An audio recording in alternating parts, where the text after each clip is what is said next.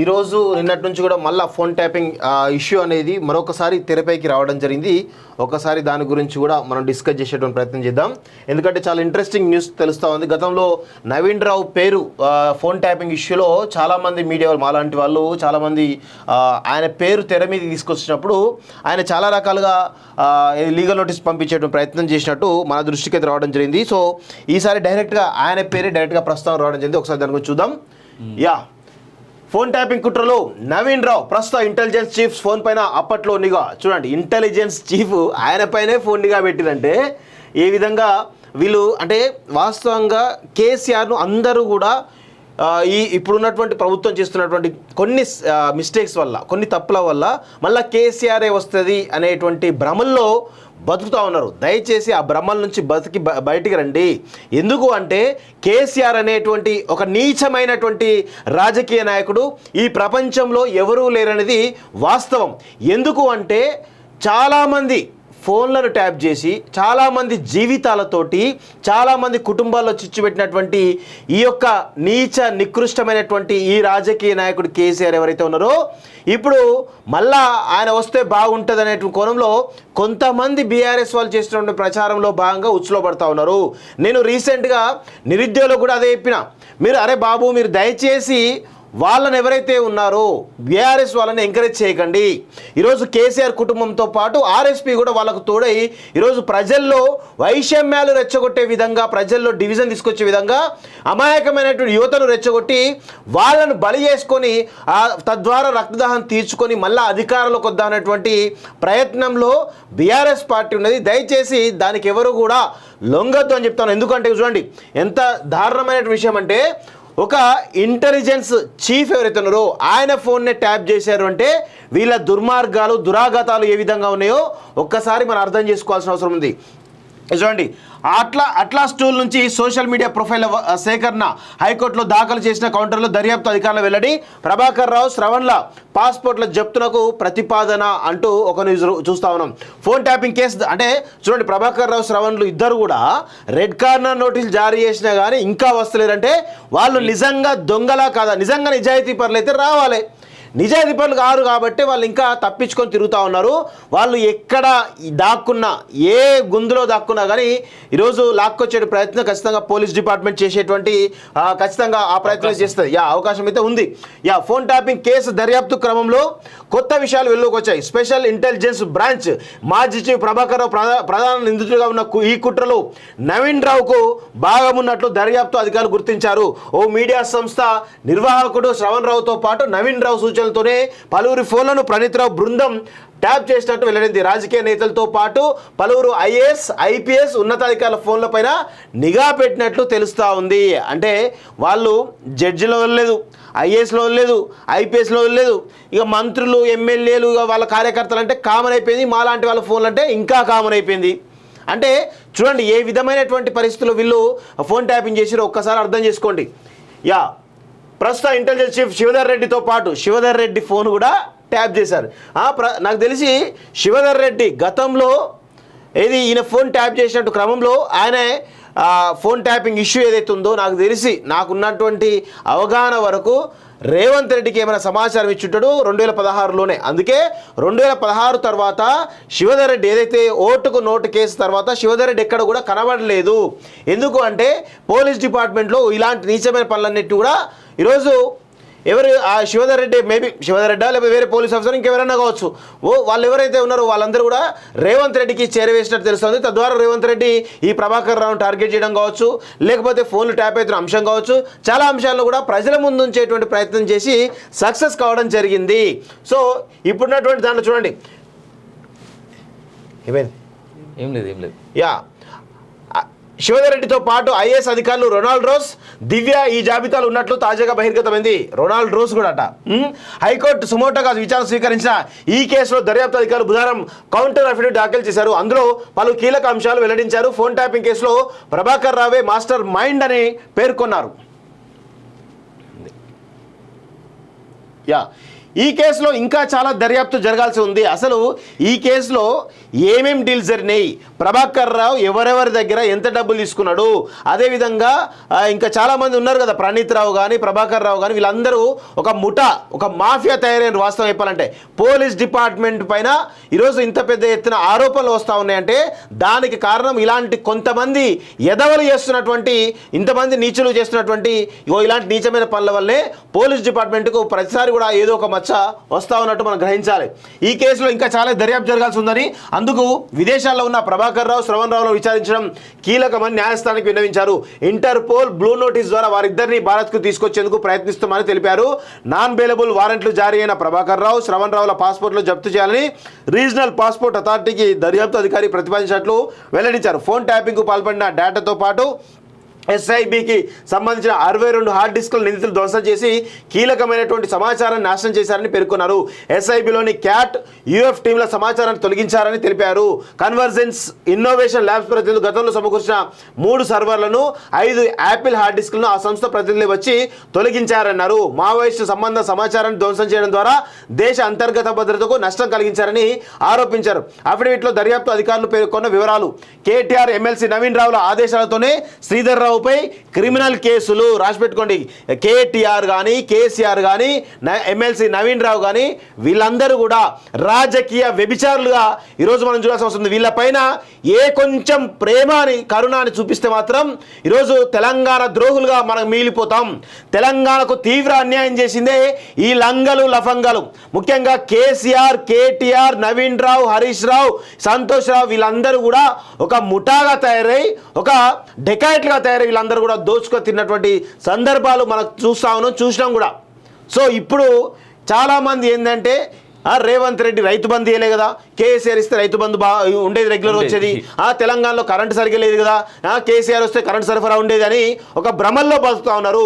ఆ భ్రమల నుంచి బయటికి రండి. మళ్ళా నిరుద్యోగులు రెచ్చగొడతా ఉన్నారు. దయచేసి వీళ్ళు ఏం చేస్తూ ఉంటారంటే, తెలంగాణ ఉద్యమం నుంచి మేము చూస్తూ ఉన్నప్పుడు కదా, మేము చాలా దగ్గరగా పనిచేసినాం. అమాయకమైనటువంటి ప్రజలను రెచ్చగొట్టి వాళ్ళను చనిపోయేలా, అంటే వాళ్ళ ఆత్మహత్య చేసుకునేలా ప్రేరేపించడం ద్వారా వీళ్ళు రాజకీయ లబ్ధి పొందాలనేటువంటి ఒక భారీ కుట్ర మొదటి నుంచి కూడా జరుగుతూ ఉంది. వీళ్ళ బతుకే, ఈ కల్వకుంట్ల కాలకేయుల బతుకే రక్తదాహ బతుకు. వీళ్ళకు ఎంతమంది చచ్చిపోతే అంత రక్తదాహం తీరినట్టే. అంతేకాకుండా వాళ్ళ శవాల పైన ఈరోజు రాజకీయం చేసి పబ్బం గడుపుకునేటువంటి నీచమైనటువంటి బతుకు ఈ యొక్క కల్వకుంట్ల కాలకేయులదనే విషయాన్ని మనందరం కూడా గుర్తుపెట్టుకోవాలి మిత్రులారా. ఎవరైనా ఎప్పుడైనా వీళ్ళను పాపం అంటే, ఈ కల్వకుంట్ల కాలకేయులను అరే పాపం అని అంటే మనకే పాపం తగులుతున్న విషయాన్ని గుర్తుపెట్టుకోండి. చూడండి, కేటీఆర్, ఎమ్మెల్సీ నవీన్ రావు తదితర బారాసా నేతల ఆదేశాల మేరకు సైబరాబాద్ పోలీసులపై ప్రభాకర్ రావు ఒత్తిడి తెచ్చి సారణాల శ్రీధర్ రావుపై ఇలాంటి ఘటనలు చాలా ఉన్నాయి.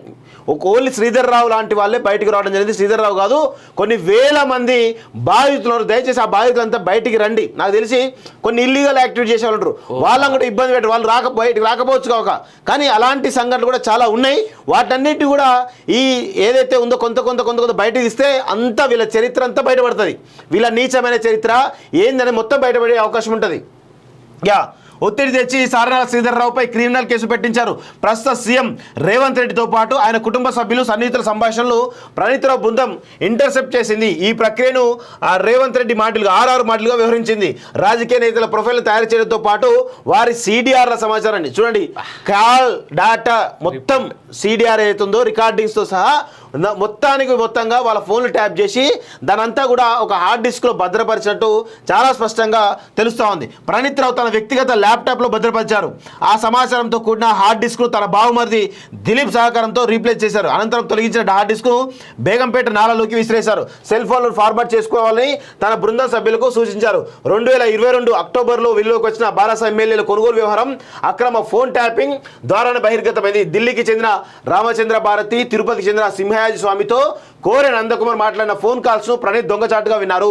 ఆ సమాచారాన్ని తన పెన్ డ్రైవ్ లో కాపీ చేసి ప్రభాకర్ రావుకు అందించారు. ప్రభాకర్ రావు కేసీఆర్కి అందించాడు. అనంతరం ఆ సమాచారమే ఎలక్ట్రానిక్ మీడియాలో లీక్ అయింది. ఇలా ప్రభాకర్ రావు వరకే వస్తూ ఉంది, కానీ ప్రభాకర్ రావు నుంచి కేసీఆర్ వరకు ఎందుకు పోతలేదు? కేసీఆర్ని తీసుకొచ్చి బొక్కలేసి తంతే అన్ని సెట్ అవుతాయి, ఇవన్నీ బయటకు వస్తాయి. ఎందుకు? ప్రణీత్ రావుని వీళ్ళందరి మీద ఉన్నటువంటి కేసులను కేసీఆర్ ఒక్క తీసుకొస్తే ఇవన్నీ ఏముండవు. అంత కష్టపడే అవసరమే లేదు. ప్రణీత్ రావు వాంగ్మూలం ఆధారంగా మార్చి 22న శ్రవణ్ రావు ఇంట్లో దర్యాప్తు అధికారులు సోదాలు చేశారు. డాక్యుమెంటరీ, ఎలక్ట్రానిక్ గాడ్జెట్ లాంటి 42 వస్తువులు జప్తు చేశారు.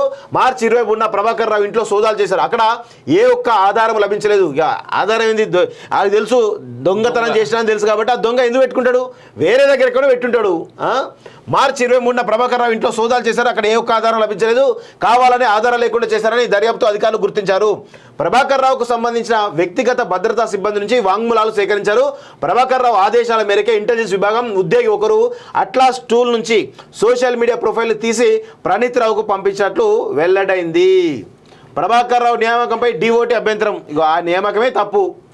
నిందితులు ఎవరెవరి సిడిఆర్, ఐపీ, డిఆర్లో సేకరించారంటే రేవంత్ రెడ్డి, కొండల్ రెడ్డి, తిరుపతి రెడ్డి, వాళ్ళ ఇంట్లో అందరి Vinay Reddy, Uttam Kumar Reddy, Ponguleti Srinivas Reddy, Etela Rajender, Etela Nitin, Dharmapuri Arvind, Shivadhar Reddy, AR Srinivas, Raghavender Reddy, Ramesh Reddy, Ronald Ross, Divya, Shashank Tatineni, Sunil Reddy, Chilaka Rajender Reddy, Venkataramana Reddy, Katipalli Venkatarama Reddy అనుకుంటా, Narendranath Chowdary, NTV, Teenmaar Mallanna, Maheshwar Reddy, MR Infra, Veeramalla Satyam, Mega Srinivas Reddy, Mynampally Rohit, పిడి కృష్ణకిషోర్, ఇలా తదితరులకు సంబంధించినటువంటి డేటా అంతా కూడా దీంట్లో అన్నిటికంటే మెగా శ్రీనివాస్ రెడ్డి ఫోన్ కూడా ట్యాప్ చేసింది. ఎస్ఐబి ఐజీ నాకు తెలిసి మైహోం రామేశ్వరరావు ఫోన్ కూడా ట్యాప్ చేసే ఉంటాడు. అన్నీ వాళ్ళ సొంత పిల్లలని ట్యాప్ చేసుకోరు సిగ్గులేని బతుకులు. సొంత పిల్లలను ట్యాప్ చేసి సొంత పిల్లల మీద కూడా అనుమానాల్ని ఈరోజు వాళ్ళు ఉన్నది వాళ్ళ పిల్లల మీద కూడా. ఎస్ఐబి ఐజీ కాళ్ళకు అందిన ఇంటర్సెప్ట్ సమాచారం. ఫోన్ ట్యాపింగ్ గురైన ప్రముఖుల్లో మరికొందరు గాలి అనిల్ కుమార్, సురేందర్ రెడ్డి, రఘువీర్ రెడ్డి, శ్రీనివాస్ రెడ్డి మేరెడ్డి, స్వప్నిక మేరెడ్డి, ఈటల రాజేందర్, ఉదయ్ అంటే ఈటల రాజేందర్ కెమెరామెన్ అట, అబ్బో, కాసాని జ్ఞానేశ్వర్, కొల్లె సరిత, అంజన్న, ఈటల గన్మెన్, ఫసీఖాన్, కె మహేందర్, నరేందర్ రెడ్డి, హనుమాన్లా, మహేష్ కుమార్ గౌడ్, మానాల మోహన్ రెడ్డి, ఏనుగు రవీందర్ రెడ్డి, గుజ్జల ప్రేమేందర్ రెడ్డి, అందరి ప్రతి ఒక్కరు ఎవరిని వదిలే. ఇవన్నీ కొన్నే, మాలాంటిలో చాలా మంది ఉంటాయి. అలా రఘు ఉంటాడు, దాస శ్రీనివాస్, నేనుంటా, చాలా మంది ఉన్నాం అందులో, నో డౌట్ మాకు తెలుసు. కానీ కొన్ని పేర్లు వచ్చి అన్ని పేర్లు రావాల్సిన అవసరం ఉంది వాస్తవంగా. సో ఈ విధంగా కేసీఆర్ అనేటువంటి ఒక నీచ నికృష్టమైనటువంటి ఒక డెకాయిట్ చేసినటువంటి ఇలాంటి నీచమైనటువంటి పని ఇది. దయచేసి ప్రజలారా ఇంకా కేసీఆర్ మీద, కేసీఆర్ చేసిన పాలన మీద ఏదో భ్రమల్లో బతకండి. కేసీఆర్ అనేవాడు ఒక నీచమైనటువంటి పొలిటీషియన్, ఒక థర్డ్ గ్రేడ్ లోఫర్ గాడ్ అని చెప్పేసి ఈరోజు మేము చెప్పాల్సిన పరిస్థితి వచ్చిన వాస్తవంగా. దీంట్లో హైకోర్టులో ఆల్రెడీ క్లియర్ గా ఇస్తున్నారు కదా, ట్యాపింగ్ కు అనుమతి ఇచ్చేదే రాష్ట్ర హోంశాఖే. హైకోర్టుకు నివేదించిన కేంద్రం విచారణ 23వ తేదీకి వాయిదా అయిపోయింది. కేంద్రం కూడా నాకు సంబంధం లేని అఫిడవిట్ ఇచ్చిందంటే కంప్లీట్ గా ఇది ప్రభాకర్ రావు చుట్టూ మెడ చుట్టూ. ప్రభాకర్ రావు కనుక లొంగిపోయి ఆయన కనుక అప్రూవర్ అయితే కేసీఆర్ని తీసుకొచ్చి మక్కెలిరిగదు అంటారు. అందులో నో డౌట్ కేసీఆర్ను, కేటీఆర్ను, వీళ్ళిద్దరిని కనుక మక్కెలేదంతే రాష్ట్రం అంతా సెట్ అవుతుంది. ఎందుకంటే ఈ రాష్ట్రాన్ని తీవ్రమైనటువంటి నష్టాల్లోకి, తీవ్రమైన కష్టాల్లోకి తీసుకుపోయిందే ఈ దొంగ నా కొడుకులు ఇద్దరు. అయ్యా కొడుకు దొంగ, అయ్యా కొడుకులు ఇద్దరే. ఇక్కడ ఒక చిన్న అండర్స్టాండింగ్ కూడా చెప్దామన్నా, ఎంత హోంశాఖకి మంత్రిగా మహమూద్ అలీ ఉన్నా గానీ లా అండ్ ఆర్డర్ మొత్తం కేసీఆర్ చేతుల్లో ఉండే, ఇది మర్చిపోవద్దు జనాలు. అయితే ఇంకొక విషయం ఏంటంటే మహమ్మద్ అలీకి కేటీఆర్ చెప్పేది నువ్వు అజ్జే ఇజ్జే అని చెప్పి ట్విట్టర్లో ట్యాగ్ చేసేది, ఆర్డర్ చేసేది. ఆయనేమో హోంమంత్రి, ఈడేమో ఈ కేటీఆర్ గాడేమో నార్మల్ మంత్రి, ఐటీ శాఖ. వానికి ఆ శాఖ ఏం సంబంధం? అందుకే వీళ్ళని మేము ఇంతలా తూర్పార పట్టేది ఎందుకు పడతామంటే ఇలాంటి నీచమైన పని చేసినను ఇంకా కేటీఆర్ గారు, కేసీఆర్ గారు అనాలా, లోఫర్ గారు, లుచ్చగాలు వీళ్ళంతా. దయచేసి అర్థం చేసుకోండి ప్రజలారా.